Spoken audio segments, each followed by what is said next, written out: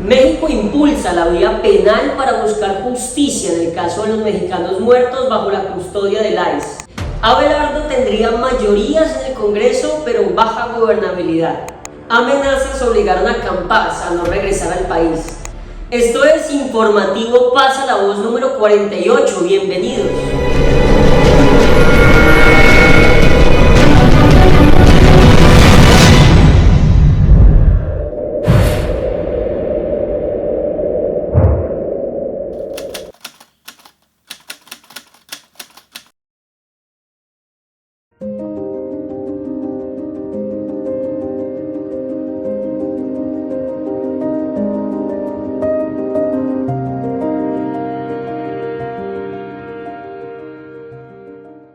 Pasa la Voz es un medio de comunicación que busca promover el liderazgo a través de diferentes estrategias que incidan en la transformación de los territorios, contribuyendo a la construcción de paz. Es por eso que los invitamos a que se suscriban a nuestro canal, activen la campanita de notificaciones y nos sigan en todas las redes sociales. Nos encuentran como @pasalavozorg. El canciller Roberto Velasco ha anunciado que se iniciarán acciones en las fiscalías y civiles contra las empresas privadas que gestionan los centros de detención de migrantes. La promesa del gobierno de México de tomar medidas más contundentes contra la muerte de los mexicanos a manos de la Policía Migratoria de Estados Unidos, ICE, por sus siglas en inglés, ha tomado forma. El canciller Roberto Velasco ha anunciado este jueves que la Secretaría de Relaciones Exteriores ha pedido a la Fiscalía General de la República de México denunciar formalmente a los responsables de las fiscalías estatales estadounidenses y el Departamento de Justicia de Estados Unidos por los fallecimientos ocurridos bajo condiciones todavía sin aclarar en los momentos de las detenciones, para que se investigue de manera penal. Además, las dependencias iniciarán acciones civiles contra las empresas privadas que gestionan los centros de detención de migrantes del otro lado de la frontera, en los que han perdido la vida lastimosamente 14 mexicanos, para que cesen operaciones. El gobierno de la presidenta Claudia Sheinbaum abandona de esta forma sus intentos de resolver por la vía diplomática los casos de 17 mexicanos fallecidos en custodia del ICE en Estados Unidos, 14 de ellos en centros de detención y los otros 3 durante operativos para su captura. Su equipo había enviado un total de 11 cartas de protesta diplomática formal al gobierno de los Estados Unidos para exigir una investigación pronta y exhaustiva sobre cada una de las muertes que se han ido registrando desde la entrada en vigor de la agresiva política antimigración de Donald Trump. Sin embargo, no han habido una respuesta satisfactoria en las misivas. También se había elevado la denuncia ante la Comisión Interamericana de Derechos Humanos, aunque sus recomendaciones no son vinculantes para Washington. En resumidas cuentas, un saludo a la bandera. Ante el registro de nuevos fallecimientos y el silencio en el avance de las investigaciones en Estados Unidos, el gobierno de México ha decidido escalar el asunto hasta la vía penal. Velasco ha asegurado que en paralelo la SRE va a solicitar a la Corte Interamericana de Derechos Humanos junto a organizaciones civiles que se protejan los mexicanos que se encuentran en centros de detención del otro lado de la frontera. Las cifras del gobierno de Sheinbaum apuntan a que desde el pasado 20 de enero han sido detenidos al menos 177.192 mexicanos y que más de 13.722 siguen entre rejas por su situación migratoria. También se le exigirá al Alto Comisionado para los Derechos Humanos de la ONU que demande protección para los mexicanos bajo custodia del ICE. La canciller ha pedido al embajador de México en Estados Unidos, Roberto Laceri, y a la subsecretaria del SRE, Cristina Planter, que convoquen a reuniones lo antes posible con las autoridades estadounidenses correspondientes para atender los fallecimientos, incluyendo representantes del Congreso. Este es el tema más importante que tienen en este momento la Secretaría de Relaciones Exteriores. La prioridad siempre ha sido la defensa de los derechos humanos de los mexicanos y por eso están iniciando el día de hoy con estas acciones legales. La presidenta ha anunciado la escalada en las quejas de México 2 días después de que se diera a conocer la última muerte violenta de un migrante mexicano durante un operativo en Houston, Texas. Lorenzo Salgado Araujo, quien llevaba 30 años viviendo en Estados Unidos, estaba conduciendo cuando fue detenido y, según la agencia migratoria, en el pánico lanzó su coche contra los agentes, quienes abrieron fuego. Salgado falleció poco después en un hospital. No solamente es triste, es lamentable. En ese orden de ideas tomarán la decisión de proceder penalmente. Obviamente van a mantener la relación diplomática de presentar una denuncia ya formal ante las fiscalías estatales y la Fiscalía Federal de los Estados Unidos, a quien resulte responsable por lo que consideran que son homicidios. Sobre las acciones civiles, Velasco ha detallado que se trata de cartas de cese y desistimiento a las empresas a cargo de los centros de detención. El principal escenario de la polémica es Adelanto, el centro de procesamiento y reclusión de migrantes donde han fallecido al menos 4 mexicanos. El último fue José Guadalupe Ramos Solano, de 52 años, quien fue hallado sin vida en su litera en marzo. Antes de él fue Sergio Alonso López, un mexicano de 55 años que tenía cirrosis y perdió la vida después de presentar sangrado gastrointestinal derivado del abuso del alcohol, según el reporte del centro. La empresa que gestiona el centro de Adelanto, Grupo Geo, acumula varias denuncias por negligencias médicas y condiciones inadecuadas de la comida y el agua. Velasco dirigirá las cartas de cese y desistimiento de acciones contra los representantes de la compañía por las violaciones de los derechos humanos bajo un mecanismo jurídico. Se inicia una acción civil, como se está señalando. Formalmente les están pidiendo a estas empresas que tienen que dejar de realizar estas acciones, que tienen que cambiar estas condiciones que han llevado a la muerte de personas mexicanas. Y en otras noticias, vámonos para Colombia. Hoy muchos de los congresistas están de vacaciones. Unos otros están en Estados Unidos viendo el Mundial. Desde la distancia que también han mantenido el presidente electo con el Congreso, hay incógnitas sobre el tratamiento que tendrán en el gobierno de un presidente que rechazó sus logros en campaña, aunque en privado sí recibió a varios políticos. En papel, los números de una coalición mayoritaria dan el apoyo cantado por cantarse del Centro Democrático, Salvación Nacional, Cambio Radical, Conservador, la U y el Liberal le dan los números, pero el funcionamiento interno de la coalición aún es incierto. El designado ministro del Interior, Rodrigo Lara, anuncia un gobierno sin transacciones ocultas, según él, y dice que la relación con el Congreso será por encima de la mesa. No hay más detalles, pero sí algunas señales. De la Espriella ha tenido gestos tempranos con las altas cortes, pero no con el Congreso ni con los partidos. A ustedes, abro comillas, no los han recomendado los políticos, no los han mandado aquí los políticos tradicionales. Ustedes están aquí por sus capacidades, dijo en su discurso ante el equipo de Empalme. El chiste se cuenta solo. Sin embargo, al frente tenía algunas figuras con vínculos políticos tradicionales, como la exalcaldesa Elsa Noguera, de la Casa Char, y Juliana Gutiérrez, hermana del alcalde Fico Gutiérrez. Sin que sea claro el arreglo de gobernabilidad, con incertidumbre en la relación política con el uribismo y burocrática con los demás partidos. Lo que ya está planteado es una reorganización interna dentro de este establecimiento de los liderazgos que tienen el oído de la Espriella. Ya no será Dilian Francisca Toro en la U, sino Alfredo de Luca, por ejemplo. Estos nuevos liderazgos se perfilan como los nuevos garantes del anunciado gobierno de los nunca. Abro comillas, el trabajo está gratis, me regalo, pero las patadas no les jalo. Finalmente, los que estamos en el Congreso somos los de siempre, dice un congresista sobre el tono de varios aliados del presidente. De la Espriella tiene las cuentas para arrancar con mayorías. El Senado arranca con un case de 28 de los 52 que necesita. Son las curules de su partido Salvación Nacional, que son 4, y las de Centro Democrático 17 y Cambio Radical 7. Que ya anunciaron que serán partidos de gobierno. Es muy probable que otros 3 partidos hagan parte de la coalición de gobierno, pues ya lo apoyaron en segunda vuelta. El Conservador, que son 10, la U, que son 9, y el Partido Cristiano Mira, que son 3. Con ellos llegaría a 50. El Partido Liberal es el que en campaña estuvo más dividido, pues un grupo significativo ha sido aliado del gobierno Petro. Por eso los liberales dejaron en libertad para segunda vuelta, pero recomendaron votar por De la Espriella. Ellos tienen 13 curules. Aunque aún no hay reuniones de bancada, en el ambiente hay disposición a acercarse al gobierno. Si les interesa llegar a los acuerdos programáticos y poder formularlos en el plan de desarrollo que presente el gobierno. Según ellos, quieren trabajar como bancada.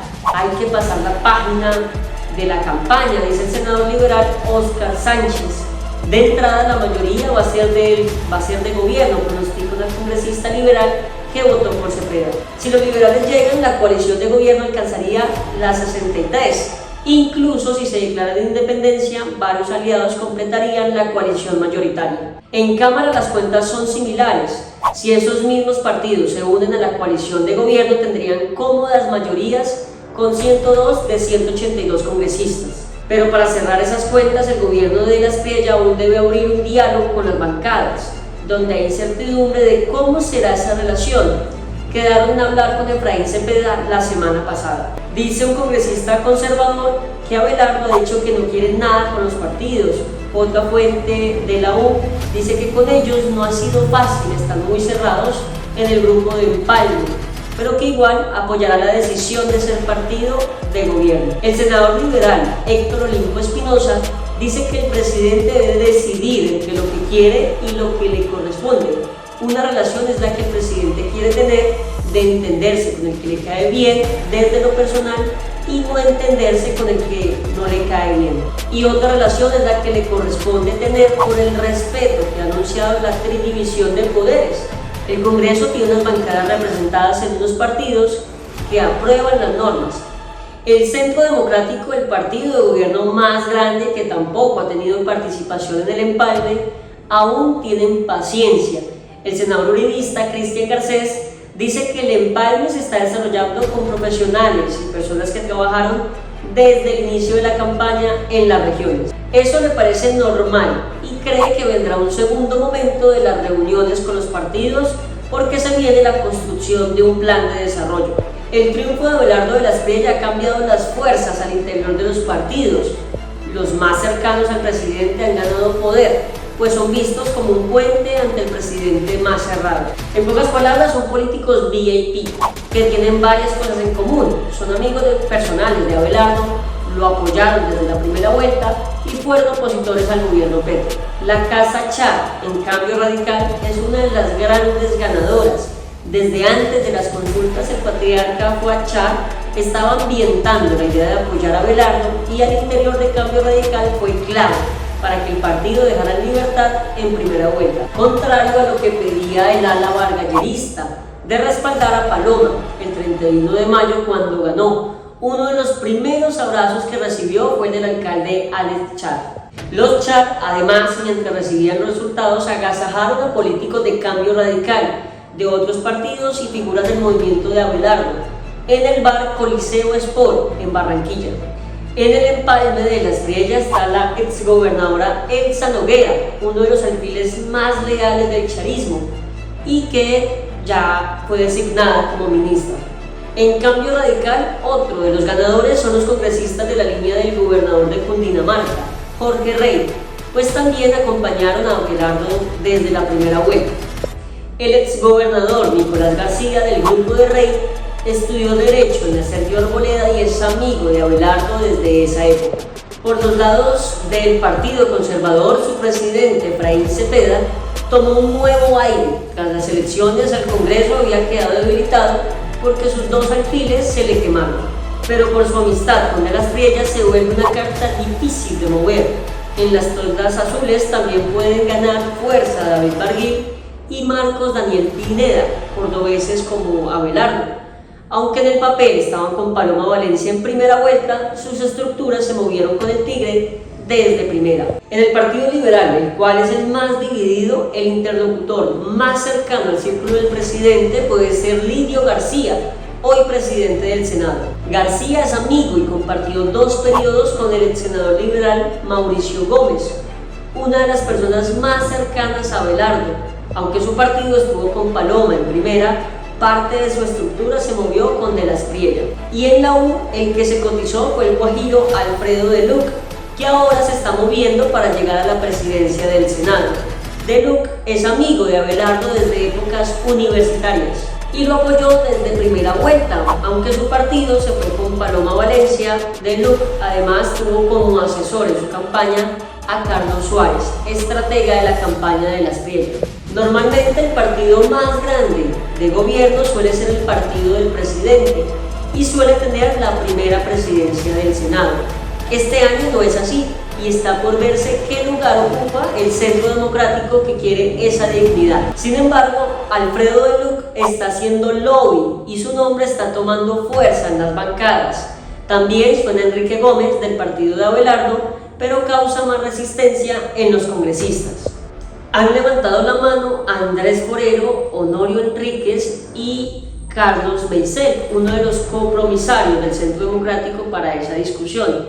Eso entra ahora a un proceso de negociación para saber en qué año y cómo sería la cosa. Y también han levantado la mano Cristian Garcés y Alirio Barrera. Y en otras noticias, vámonos para el Tolima. El volante de la Selección Colombia decidió permanecer fuera del país tras recibir intimidaciones luego de la eliminación del Mundial. Entre los mensajes conocidos hubo amenazas contra su hija de 5 años. La eliminación de la Selección Colombia en los octavos de final del Mundial 2026 no solo dejó un golpe deportivo, también abrió un preocupante episodio de violencia contra uno de sus jugadores. Hamilton Campas decidió no regresar al país durante sus vacaciones tras recibir amenazas que, según personas cercanas a su entorno, pusieron en riesgo su seguridad y la de su familia. Sin embargo, en esta oportunidad optó por permanecer fuera de Colombia debido a las intimidaciones que comenzaron a circular en redes sociales tras la derrota frente a Suiza.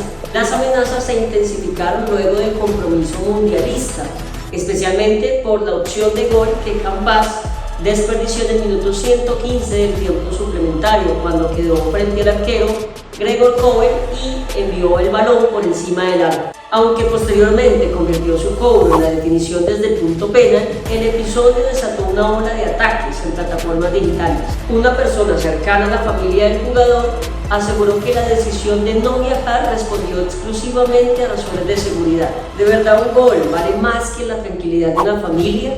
¿De verdad un partido justifica sembrar miedo, amenazas y odio?, expresó. La misma fuente afirmó que lo más preocupante no fueron las críticas por su actuación deportiva, sino los mensajes intimidatorios dirigidos contra Campas y sus seres queridos. Lo verdaderamente vergonzoso no fue esa jugada. Lo verdaderamente vergonzoso es que una familia hoy tenga que vivir con miedo por culpa de personas que creen que insultar y amenazar los hace más hinchas. Incluso reveló que el futbolista desistió de regresar a Ibagué, ciudad donde siempre ha encontrado tranquilidad. Que Hamilton tenga que permanecer por fuera del país por seguridad después del sinfín de amenazas que ha recibido es algo que todavía no se puede creer. ¿Desde cuándo no tiene que huir del lugar de donde es feliz? ¿Desde cuándo Ibagué dejó de ser ese lugar donde él siempre se sintió en casa? La situación alcanzó un nivel aún más delicado cuando comenzaron a difundirse mensajes dirigidos contra la hija de 5 años del futbolista. En una fotografía publicada por Campas en sus redes sociales junto a la menor, un usuario escribió una amenaza de violencia sexual contra la niña. El hecho fue denunciado públicamente por el periodista Camilo Pinto, quien cuestionó el nivel de violencia al que han llegado algunos aficionados tras la eliminación del combinado nacional. Entonces, Hamilton Campas no pudo regresar a Colombia por las amenazas que recibió debido a que erró una opción de gol. ¡Qué asco! Algunos fanáticos que quieren hacer vivir lo que ya se vivió en el 94 con Andrés. ¿Y qué culpa tiene la hija de 5 años del jugador?, escribió el comunicador. Las denuncias provocaron un amplio rechazo en redes sociales, donde usuarios exigieron que las autoridades investiguen el origen de las amenazas y adopten medidas para proteger al jugador y a su familia. Al mismo tiempo, el caso volvió a abrir el debate sobre los límites entre la pasión por el fútbol y la violencia, recordando uno de los capítulos más dolorosos en la historia del deporte colombiano, tras el asesinato de Andrés Escobar luego del Mundial de Estados Unidos de 1994. Esto fue una breve mirada acerca de nuestra realidad a lo largo de la semana, donde les traemos historias acerca de lo que pasó en el mundo, en nuestro país y en nuestra región.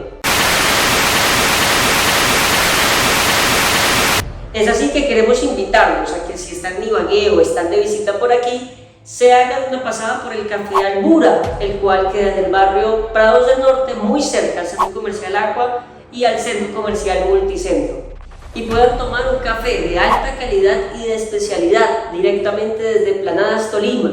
También bebidas frías y cervezas y cositas para comer en un ambiente cómodo y agradable. Los esperamos, abrimos de martes a domingo de 3 de la tarde a 9 de la noche. Somos Café Albura, un café que deja huella.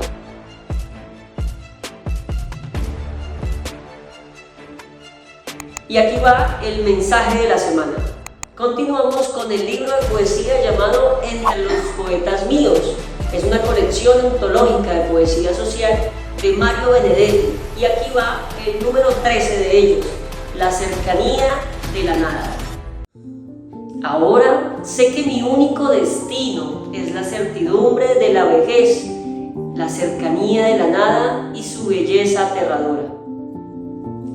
Cuando se acercan a la nada, y más aún cuando se enfrentan al pavoroso linde de tinieblas, los poderosos no consiguen pasar de contrabando su poder, ni la mochila azul de sus lingotes, ni el chaleco antimuerte, ni el triste semillero de sus fobias. Pero cuando los pobres de la tierra se acercan a la nada, los aduaneros nada les confiscan, salvo el hambre o la sed o el cuerpo en ruinas.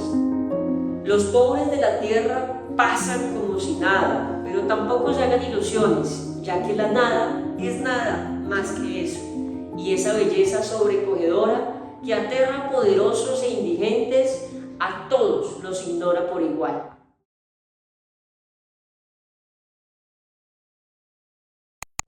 Gracias por llegar hasta el final del informativo Pasa la Voz número 48.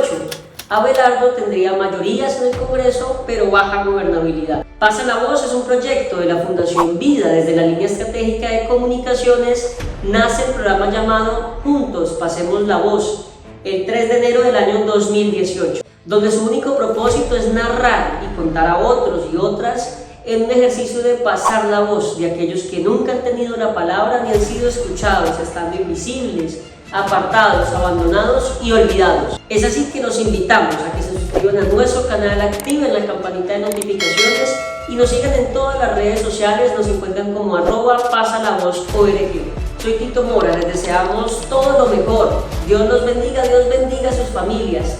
Nos vemos en una próxima emisión y recuerden, juntos pasemos la voz.